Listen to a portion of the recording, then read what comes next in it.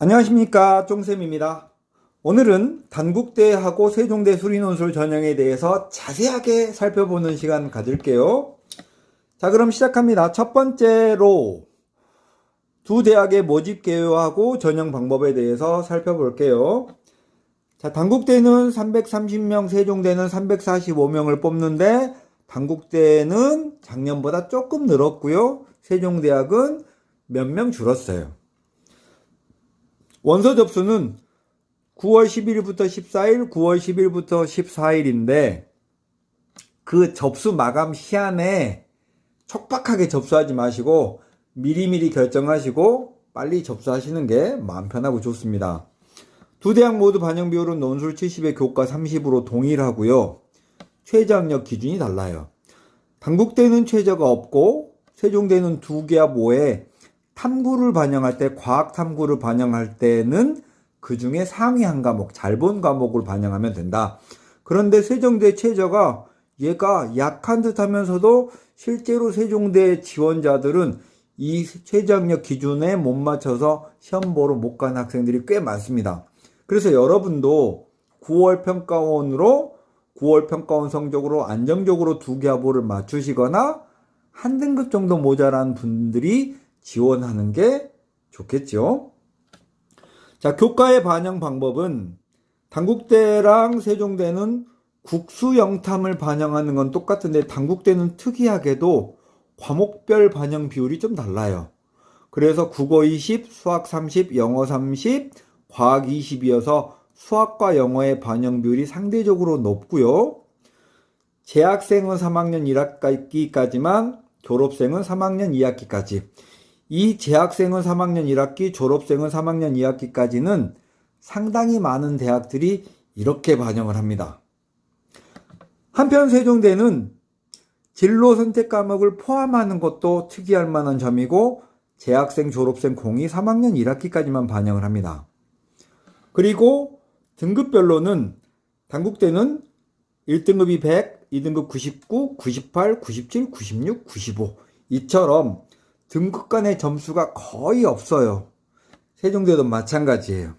그래서 내신 점수는 여러분이 특별히 6등급, 7등급으로 내려가지 않는 한 너무 신경 쓰지 않는 게 좋습니다. 승부는 논술로 보는 거예요. 자, 비교 내신은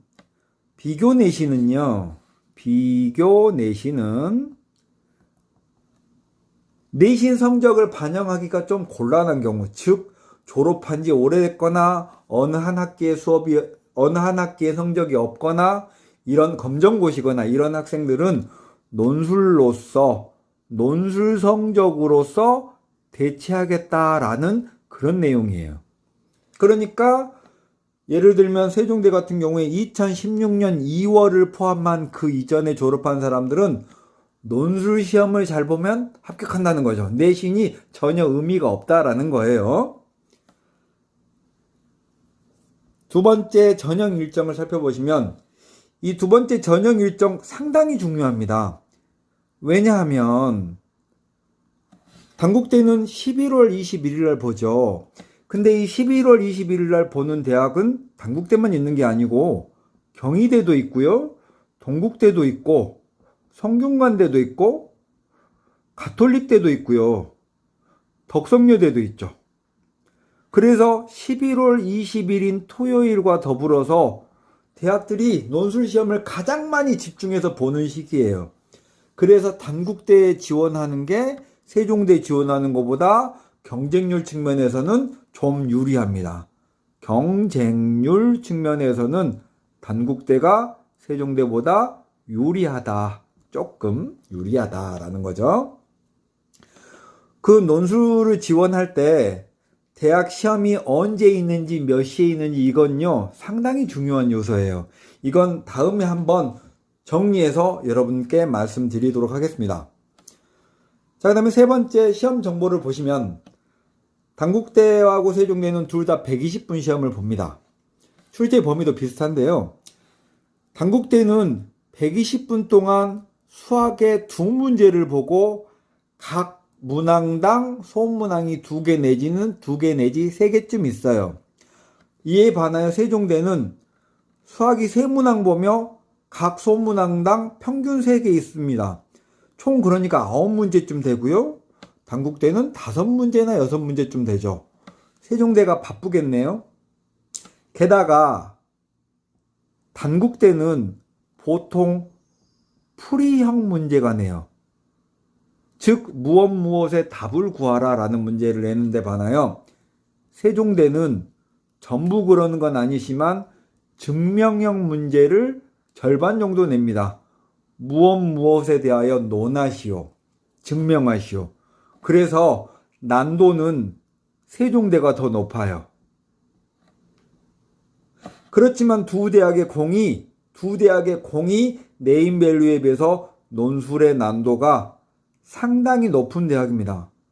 여러분 근데 딱 여러분이 알고 계셔야 될 거는 논술 시험이 어렵다고 합격이 어려운 게 아닙니다. 논술이 어려우면 어려운 만큼 합격 컷이 낮아지는 거예요. 합격 컷이 낮아진다. 그러니까 기출문제를 혹시 보실 때 단국대하고 세종대 기출문제가 엄청 어렵다고 해서 쫄 필요 없습니다.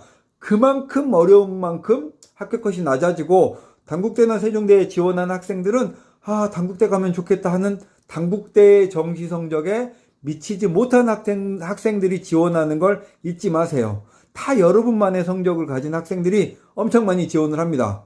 그러니까 당당하게 공부하시면 되는 거예요. 자, 4번째 출제 경향 및 지원 전략을 보시면 단국대는 미적분과 확률 통계를 작년에 냈고요. 세종대도 비슷하게 미적분하고 확률과 통계까지도 냈습니다. 자, 그리고 내신 평균은 둘 다 4.5, 4.0 내외니까 여러분이 만약에 내가 내신이 5점이다 고 하면 실제로 합격자들하고 마이너스 1점 정도 차가 나는 거예요. 그럼 거의 차가 나지 않는 거예요. 그리고 논술 평균은 단국대가 과에 따라 좀 다르지만 어떤 학과는 평균이 50점이다.